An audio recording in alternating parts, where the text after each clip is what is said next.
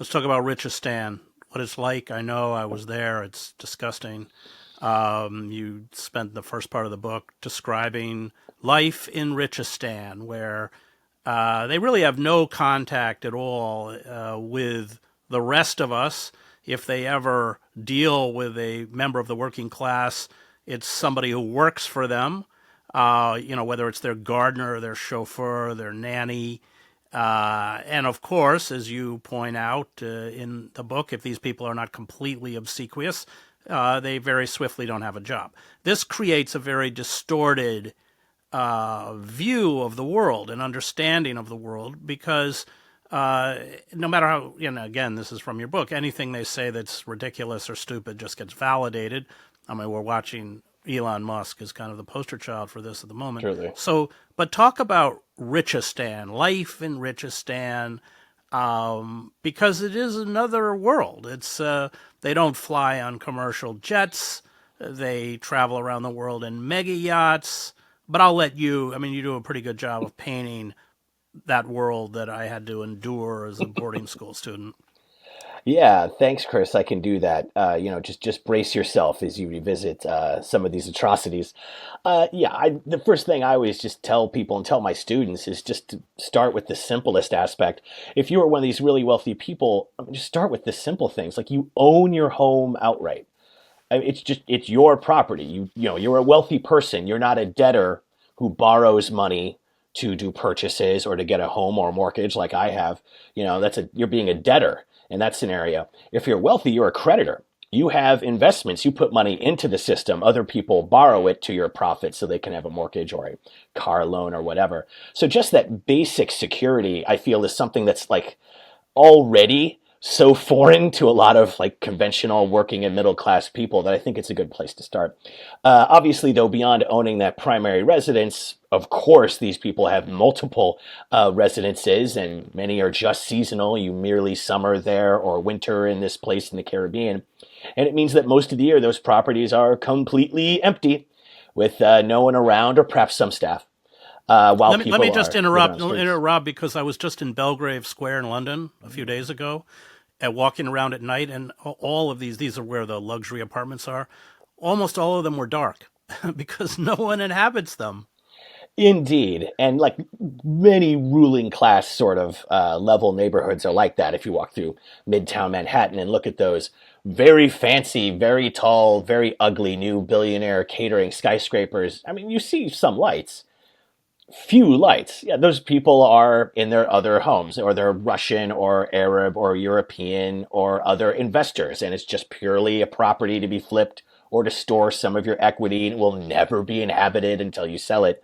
Amazing stuff. So that's a good place to start. The properties themselves, of course, though, do get fairly crazy. I like to mention just a few examples. Obviously, there's a good deal in the book. One of the large estates down in Los Angeles County, one of these ones that's large enough to have a name and be a storied mansion. This is a recounting from the Wall Street Journal, I should mention, through their very valuable Friday mansion supplement that they include in the physical paper. It doesn't go online, just for subscribers. But they mention, for example, this large mansion that has 40 rooms, or 60 if you include the servants' quarters and the walk-in silver, fur, and wine vaults in the basement. So it's a completely different sort of physical landscape. So that's the first thing to consider. And that's very real, of course, and the effect that has on people's daily life is obviously large. But I really do think the deeper insight into that wealthy psychology is exactly what you mentioned, Chris, and your relationship with the people around you. And we can talk about what this does to your friends, but just purely focusing on the households here. Of course, if you're rich, you interact with the working class, whose paychecks you sign, as you said. Like, that is the crucial thing. You don't interact with just some independent blue collar person. You interact with people who've been brought into your estate by your home or family manager, who pays your bills and brings contractors out to do different kinds of work. And obviously this includes all the maintenance and work that it takes to keep these very fancy properties on their feet. But I also would, it's that personal staff, though, that really shows you the issue. And we mentioned, yes, the great book, Richistan, which is very enjoyable, a nice outline of the mid-2000s ruling class before the 2008 crisis. So without even the shame that they kind of maybe remember from that episode. This is the journalist Frank Rich, and he said, and this is quoting his description here, because I think it's pretty memorable, of some students who are in a home staff training academy. So being instructed in school on how to be what they used to call a butler, but that's now seen to be stuffy. So you go with, household staff, which sounds more neutral, or corporate, which people prefer. And Rich mentions this about the training these people receive. He says, most of all, the students learn never to judge their employers, whom they call principals. So if a principal wants to feed her Shih Tzu braised beef tenderloin steaks every night, the butler should serve it up with a smile. If the principal is in Palm Beach and wants to send his jet to New York to pick up a bottle of Chateau Latour from his Southampton cellar, the butler makes it happen, no questions asked. And obviously this is fairly gross and disgusting and wasteful on the face of it, but what I like to think of is just, what does this do to your ability to relate to other people? I mean, most of the people you encounter during your day, at least around your home, are staff, and they're obliged to be nice to you and kiss your ass all the time and never criticize you, as they specifically are trained not to do. What effect would we expect that to have on people? And of course, the effect is to make you an imperious, condescending jerk to everyone you deal with. And I always say, the real way to see the power of this is to watch what happens when these characters are occasionally actually criticized. And to me, the definitive version of that in our lifetimes was the 2020 presidential debates, where Elizabeth Warren, whatever one may think of her history of candidacies, really tore into Michael Bloomberg publicly during their debate. And, I think she could have gone a lot further, but she was very disparaging to his face. And I invite people just to pull up the video of that and just look at Bloomberg's face in that moment. Like, he looks like he's seeing aliens arrive on the earth. He's so dumbstruck. It is the face of a man who's never been criticized to his face for 20 years. So I think that kind of shows you what happens to the relationships when you're deep in Richistan like that. Well, there was a leak or something of tweets, was it to Elon Musk or somebody in the book, where all the people around him were basically just slobbering all over whatever silly idea he had or something. Oh, absolutely. God, I remember that. That was painful just to read, the amount of groveling sycophancy that this brings out of people. And I think that's a big part of it too, especially because now we're often looking at people who, some are, but some of these people are not like directly being paid by Musk or his various firms. They're like, his nominal friends, some somewhat rich, other acquaintances and so on. And it's just nonstop, wall to wall, ass kissing. And everyone is like the dynamic you see is people competing to kiss the powerful person's ass the most. Like, that's the dynamic that drives the group, is like who's doing the most butt kissing. It's a very competitive environment in that way. But I just tell my students, like, think what would happen to your brain if that's how your friends related to you. If everyone just tells you how great and brilliant and heroic you are, and anyone who criticizes you is just jealous, you would lose touch with reality. You think you're fantastic, and you would act the way that Michael Bloomberg or Elon Musk do act, which is, I am the second coming of Christ. You're so lucky to be speaking to me and have me ruling your life. Because it just destroys your ability to understand reality. If you're a middle or working class person, you get corrected by society. Your friends tell you, like, yeah, you should rethink that guy. You're embarrassing yourself. It's the kind of thing a normal person can say to one another that you would think twice about saying to someone of this stature. Yeah, from personal experience, it destroys the capacity for empathy. Indeed. That's what withers and dies. Oh, God, that's a good way of putting it. Should have put that in the book. And the other thing is that they're not really friends, because a lot of the people who suck up to these sycophants, who suck up to these rich people, despise them. And there's a moment in your book where you talk about the paranoia of the ultra rich, because on some level they recognize it, that people just want a piece of them or a piece of their money or a piece of their power, but don't really like them. Yeah. They're very lonely. I know, having gone to school with the super rich, they're very lonely and unhappy people. And you also make that point in the book. I think it's anybody who earns what above 50,000 a year. I can't remember the figure, but once you start earning mega sums, it doesn't make you happy. Indeed, but it does completely warp the economy and put insane demonic power in your hands. But it is amazing. You dig into this. I mean, these characters, their lives are filled with, I mean, just wall to wall pleasure. People who help them, do everything for them, provide them with the very finest things that are in the world.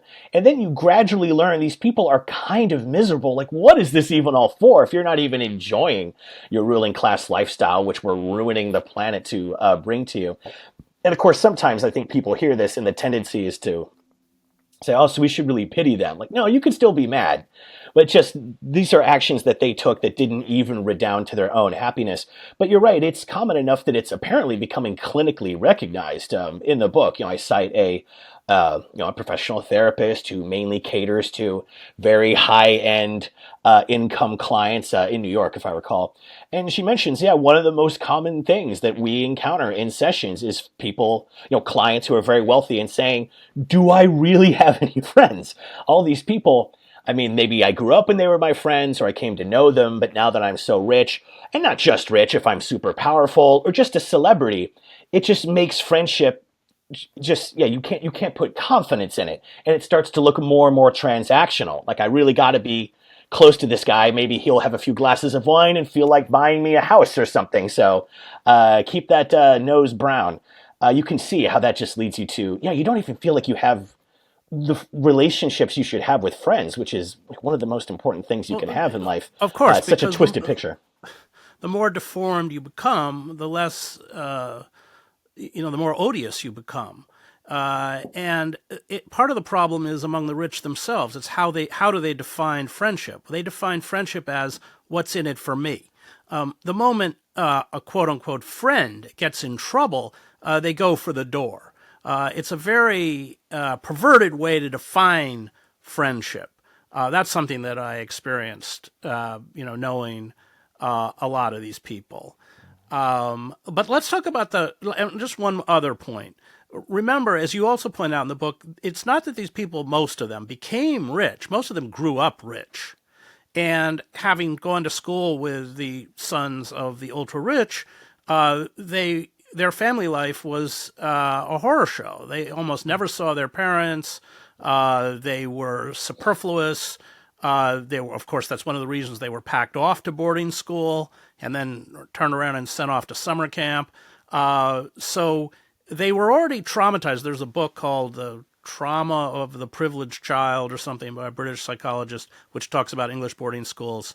But we can't negate the fact that they were reared in this particular environment where there was very little nurturing or love, and so it's not just that their obscene wealth deforms their life; it's that they grew up, as a child like this.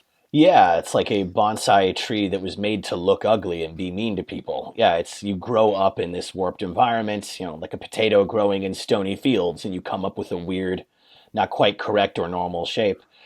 Makes sense. And, again, like it is amazing to see how it extends to your own kids, but I got a 2-year-old nephew myself. My God, he's such a sweet little kid, but he's a little terrorist. It's so much work taking care of kids. The first thing that even middle class people do when they get some money is hire some help with the kids. And if, anyone's a parent out there will understand why. It's so much work. You love your kid, but just carry that forward. Once you have millions of dollars, well, I can just offload all the child care onto this person. And this is why we have all these famous stories, and every piece of media about rich people always has a joke about this, from Succession to Arrested Development, about how the wealthy kids are closer to the domestic staff, or their nanny or whomever they designated, than they are to their own parents, who are, jetting around the world, drinking champagne, having fun, not doing the hard work of changing their kids' diapers, or even the medium difficulty work of having like serious conversations with them and just having them with you while they explore the world as kids.